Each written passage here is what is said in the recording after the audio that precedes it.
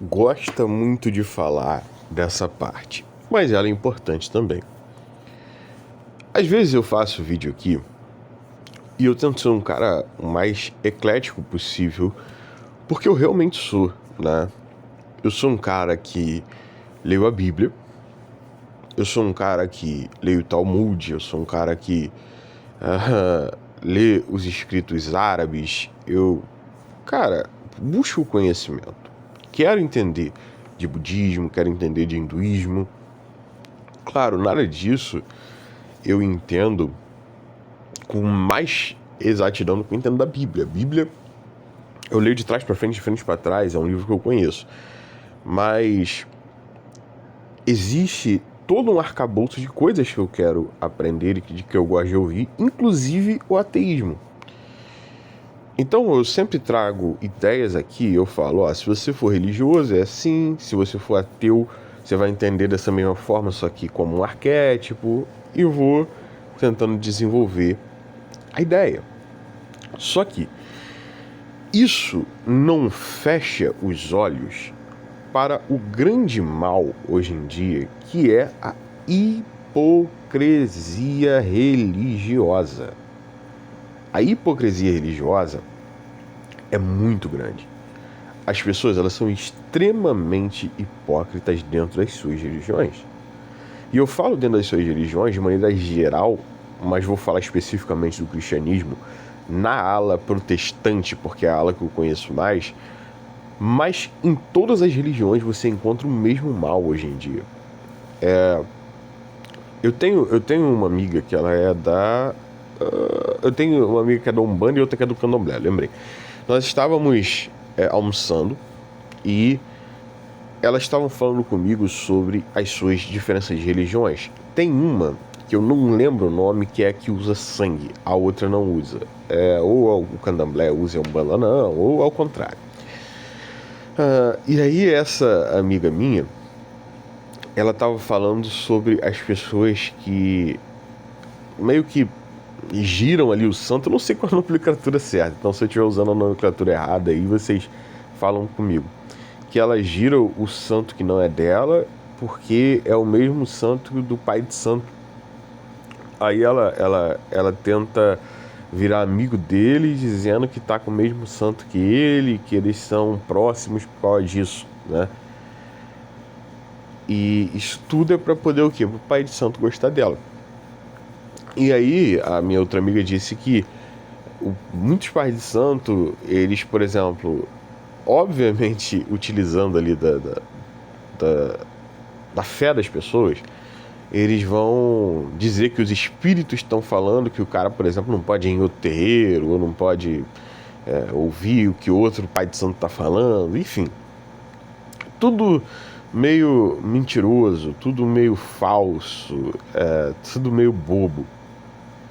E toda essa cosmovisão acontece muito forte no cristianismo. Eu só dei o exemplo aqui da Umbanda e do Candomblé porque eu ouvi, mas eu não sou um profundo conhecedor de como é que funciona lá por dentro. Mas no cristianismo, a gente tem uma massa hipócrita muito grande, mas muito grande mesmo. Gente, olha só, via de regra, tá? Pastor é safado, pregador trai a mulher com a irmã da igreja, e se você der mole, vai ser com a tua mulher. Você pode confiar, não, eu deixo o meu pastor na cama com a minha mulher. Deixa pra tu ver o que vai acontecer. Vai, faz, né? Cara, olha só, dentro do meu religioso, você tem os músicos, tudo piranhudo, e eu tô falando porque eu conheço, eu sei como é que funciona. De papo do cara tá ali tocando a guitarrinha dele, e terminar, colocar a guitarra ali no lugar, descer, pegar a irmãzinha da igreja e ir pro motel transar. De papo do cara comer a mulher dos outros antes do culto começar e ainda voltar para chegar no culto e tocar. Se você levanta o pano ali da igreja, você pega muita coisa da liderança, e não só da liderança. O próprio público cristão é um público extremamente hipócrita hoje em dia. É só você olhar pro bolsonarismo, cara. E eu sou um cara que votou no Bolsonaro, tá? Mas É só você olhar para o bolsonarismo que você vai ver. O cara fala de valores da família, mas tem amante, né? Vamos lá. Tá crescendo a ideia de que o homem pode ter mais de uma mulher. Sobre essa ideia eu só tenho uma coisa para dizer. A Bíblia, ela não proíbe em momento nenhum. A gente sabe disso, né? A sua mulher aceitando, show, cada um com seu cada um, né? Não constrangendo ninguém de uma forma a constranger a consciência dele a cometer, às vezes, um pecado por tentar fazer uma coisa sem ter fé. Mano, perfeito, faz o que você quiser da tua vida. Mas ter amante é outra coisa, tá? Você ter tua esposa em casa, e aí você sai, você engana ela pra fazer sexo com outra mulher, às vezes uma mulher casada, você tá comendo a mulher de outro cara. Meu irmão, pica, hein? Tu vê os caras bolsonaristas, eles falam a favor da família, mas todo mundo divorciado. A mulher tudo solteira, a favor do cristianismo, mas tu olha, as meninas tudo com 28, 29, 30, mãe solteira, né? A mina aí, pá, não tem filho, mas já passou no carrossel, já... Cadê essa moralidade aplicada à vida pessoal? Ela não existe, porque essa moralidade do bolsonarismo, ela é de fachada, é igual a moralidade do cristianismo. Eu não consigo aceitar a hipótese de que uma pessoa que viveu dentro da igreja, nasceu e cresceu dentro da igreja, ela vai casar. Eu vou até perdoar, tá? Não vou ser tão radical. Não vou dizer que uma pessoa que nasceu e cresceu dentro da igreja não vai casar virgem. Mas que uma mulher que nasceu e cresceu dentro da igreja não vai casar tendo vários parceiros sexuais, muitos parceiros sexuais. Porque, cara, não tem como. Ela nasceu, ela cresceu naquele contexto, ela ouviu isso desde que ela era criança e ela simplesmente tacou foda-se e continua ali dentro. Tem algo a se dizer sobre o caráter dela. É até diferente do que uma mina que nunca foi de igreja e que se converteu depois. É outra conversa, tá? É outra história. Ou até, beleza, ela é de igreja, mas ela falhou, teve um namorado, pá, transou, cara, acontece. Ninguém aqui é de ferro, ninguém aqui é super-homem. Mas uma pessoa que ficou a vida toda ali dentro e foda-se, é complicado. É complicado você olhar para uma pessoa assim. E essa hipocrisia. O cristianismo, ele é muitas vezes uma religião de fachada. Senhor, nós te amamos. E quando sai, continua falando palavrão, continua roubando, continua fazendo merda, continua, né? A religião extremamente fachada é uma religião de aparência. E aí, quando você retira essa aparência, você começa a ver quem as pessoas são de verdade. Elas não são esse bebezinho que elas aparentam ser. Então, o cristianismo hoje ele se tornou uma religião falida, tá? Via de regra hoje, o cristianismo é uma religião falida. Pô, como assim, Spirit, via de regra? Se você colocar o pé na maior parte das big igrejas, o que você vai descobrir, meu amigo, não vá. Não vá. Por quê? Porque você vai pegar o pior tipo de pessoa. E aí engana-se quem fala, tudo bem, mas esse problema é só das grandes igrejas, das grandes denominações. Eu vou então na denominação de esquina que vai dar bom. Você tá errado, erradíssimo também. As denominações de esquina aí da vida, cara, elas muitas vezes são lideradas por idiota, né? Um pastor de bairro, um cara sem conhecimento, sem cultura, sem nada para poder dizer. E esse cara tá ali tentando formar um micropoder para ele e guia as pessoas sem lógica nenhuma. E você encontra tanto hipocrisia quanto lá em cima. Só que aqui embaixo agora é a hipocrisia de pessoas burras e manipuláveis. Pessoas burras e manipuláveis. Tá? Você vai ter então poucos oásis de igrejas que sejam realmente bíblicas. E aí eu falo uma coisa que a galera não gosta. A culpa é sempre do pastor. O pessoal ele não gosta muito dessas responsabilizações porque é complicado. Por que a culpa é minha? Cara, se você for a uma big igreja dessa, você vai ver a falsidade das pessoas, as pessoas se atraem pela falsidade daquele líder falso.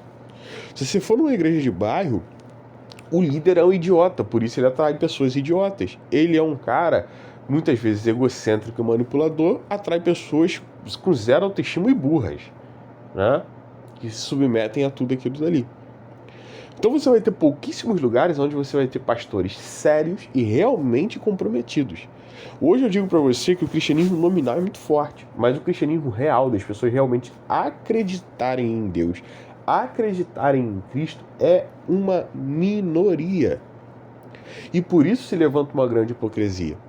Quando eu falo para os caras, meu amigo, eu não vejo essa dificuldade, por exemplo, conseguir uma moça virgem, conseguir uma moça cristã, uma moça que não vai querer se divorciar de você. Eu conheço um monte de garota que é assim, e os caras olham e falam pra mim, pô, isso é impossível. Não é. É porque eu vou aos lugares certos, e o cara tá achando que o lugar que eu tô falando é a igreja. Aí ele pega a primeira igreja e entra nela e acha que vai encontrar isso. Vai tomar no boga. Porque não é assim que as coisas funcionam. Se você não tem análise da realidade, se você não consegue identificar o ambiente, você tá na merda, cara. Você tá na merda. Por exemplo, existem dentro do meio protestante, você vai ter a galera que é reformada, a galera que é pentecostal, a galera que é neopentecostal, né? Dentro disso, você vai ter diversos tipos de aliancismo. Gente de aliança continuada, né? Gente de duas alianças, gente de, meu amigo, todo tipo de aliancismo, todo tipo de teologia soteriológica, né? A respeito da doutrina da salvação. Nós somos salvados pela graça sem esforço, nós somos salvados por esforço sem graça, nós somos salvados por um esforço mediante a graça. Esse esforço mediante a graça é predestinado antes da salvação, assim que o esforço mediante a graça é predestinado pós-salvação. Aí tu vai ter depois as doutrinas escatológicas, que são das coisas do final de tempo. Você vai ter pré-milenistas, pós-milenistas, amilenistas, você vai ter pré-tribulacionistas, pós-tribulacionistas, você vai ter preteristas, que a grande tribulação ela já passou, ela já aconteceu no passado, né? Aí, para além disso, você vai ter pessoas do arrebatamento secreto, né, que são os pré-tribulacionistas. Cara, você vai ter todo um contexto, toda uma cosmovisão que vai levando o cara a pensar de determinada forma. A teoria soteriológica que ele tem vai levar ele a um tipo de pensamento que vai levar ele a um tipo de ação. E aí, se você não tem o próprio conhecimento das escrituras, você não vai conseguir identificar se o cara está sendo fiel àquilo que acredita ou não. Muito mais do que crer, tá? Muito mais do que crer, do que na pessoa crer. Independente do cara ser calvinista, arminiano, pré-tribulacionista, pós-tribulacionista, cara, isso daí não importa muito. O que importa é como o pastor ele age na sua vida pessoal em relação àquilo que ele acredita. Porque se o que ele acredita é algo que ele é convicto mesmo, é algo que ele segue e aplica na própria vida. E se o pastor aplica na própria vida e ensina na própria igreja por piedade e não por domínio, ele vai atrair pessoas para aquele ambiente que também são honestas. Então não existe esse negócio de, não, o pastor ele é safado, eu dou meu dízimo aqui porque o pastor ele rouba, mas aí ele vai lidar com Deus, eu vou ser um cara certo. Você está completamente errado, e isso provavelmente é a teoria que esse próprio pastor safado te falou. Se você vai em um lugar onde o pastor é safado, você pode ter certeza que as pessoas que estão sendo atraídas por aquele ambiente e vão permanecer ali são pessoas safadas também. Você precisa abandonar e abdicar aquele lugar. Cristianismo não é atestado de moralidade em lugar nenhum. O que é atestado de moralidade é a pessoa ser tão convicta naquilo que ela acredita que ela realmente pratica. E quando você tem uma pessoa que realmente pratica a Bíblia, ali naquele lugar, cara, você encontrou um mundo novo, um mundo lindo. Eu falo isso porque a moça que eu mais gostei na minha vida, a moça que eu mais fui encantado, ela era de uma visão totalmente diferente da minha. Mas pensa numa visão totalmente diferente da minha. Ela era da confissão positiva, ela era neopentecostal, ela era pré-tribulacionista, cara, tudo que eu não sou ela era. Só que essa garota, ela acreditava de verdade nessas coisas. E ela era tão fiel naquilo dali que eu posso te falar a verdade, mesmo eu sendo totalmente contrário às ideologias dela, eu consegui olhar para ela e ver o Espírito de Deus dela. E eu olhava para ela e falava, cara, que garota íntegra. Acho que ela foi a garota que eu mais amei na minha vida, foi ela. Isso é até uma coisa difícil de falar, eu não sei se todos os homens são assim, mas eu olho pra mulher e a beleza, ela é obviamente o fator predominante, né? Claro, todo homem, se a mulher ela for feia, não tem o que ela pode fazer pra ela ficar bonita, aos meus olhos. Mas se eu já acho uma mulher atraente, ela pode ser um pouquinho atraente só. Se ela é uma mulher de uma moral muito elevada, se ela é uma mulher muito coerente, se ela é uma mulher muito sincera, mano, eu começo vendo um brilho nela que eu vejo uma beleza muito grande. E essa garota é um exemplo disso. Ela era, cara, sem brincadeira nenhuma. Ela se tornou, e eu já falei aqui, ou vai sair um vídeo aí falando do dia que eu fiquei com a 10/10, que era muito mais bonita que ela, mas esteticamente mais bonita, eu sei. Mas se você me perguntar hoje qual era a garota que eu achava mais linda, a garota que mais me encantou nessa vida era ela. Nada chegou próximo dela. Essa garota foi perfeita, né?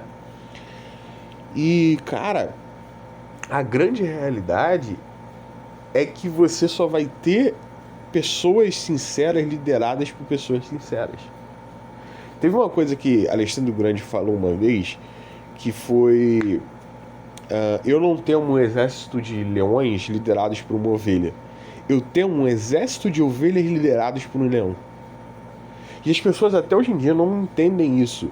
Muito mais importante do que as pessoas que seguem é a quem elas estão seguindo. Porque um exército de leões liderados por uma ovelha vai ser um bando de ovelha. E um exército de ovelha liderado por um leão vai ser perigoso, cara. Essa é a grande realidade. Então, uma igreja liderada por uma pessoa que é imoral vai ser imoral. E daí vai surgir as hipocrisias. Não se choque. Igreja é lugar de mulher trair marido, de marido trair mulher, de gente comer a mulher dos outros, de pastor roubar dinheiro, de gente usar, vamos dizer entre aspas, o dinheiro santo para poder cheirar cocaína, beber, fumar maconha, tomar uísque, coisa mais comum do mundo. Você pega aí um determinado evento religioso que tem gigantesco lá no sul do Brasil, que tem uma vez por ano, não vou falar o nome, mas que tem lá, e você pega os históricos lá, de diversos pastores que a comanda estava lá no final. O cara pegou puta para a igreja pagar, ele pegou uísque para a igreja pagar, ele cheirou cocaína dentro do quarto para a igreja pagar. Não foi um, nem dois, nem três, foram diversos dos grandes pregadores, grandes líderes, expoentes, né, do cristianismo e até do bolsonarismo, que foram lá para pregar e foram descobertos nisso. Esses foram descobertos. Quem de lá os que ainda estão encobertos, cara? Aí você vai a essas igrejas que eles lideram e você vai encontrar exatamente o mesmo tipo de pessoas que eles são. Porque o meu religioso é hipócrita. É isso que a galera não entende. A religião, ela fala uma coisa e ela vive outra. Exceções são os lugares onde se fala uma coisa e se vive aquilo que fala. Tá? Se você chegar a uma igreja onde você tiver lá um pastor que ele fala e ele vive o que ele fala, meu irmão, abraça essa igreja, agarra ela, firma tuas unhas e fica lá dentro. Que lá dentro você vai ter amigo de verdade e você vai ter mulher de verdade, casamento de verdade e uma vida boa de verdade. Se agarra. Agora, isso, eu diria que a cada 1 milhão de igrejas você vai ver uma assim. Uma que é liderada dessa maneira. Beleza? Quem vai pra igreja achando que vai encontrar honestidade tá fufu. Claro, mesmo no meio daquele monte de pessoa hipócrita, vai ter uma ou outra ali que vai ser realmente honesta. Mas vai sair. Não vai aguentar. O meu religioso hoje, pra mim, é uma das coisas mais nojentas que tem. E eu sou um cara que sou apaixonado pela Bíblia, tô sempre citando ela, mas o meu religioso, pra mim, é uma das coisas mais nojentas que tem. Eu dificilmente consigo sentar dentro de uma igreja e ouvir uma pregação. Cantar um hino é muito difícil pra mim.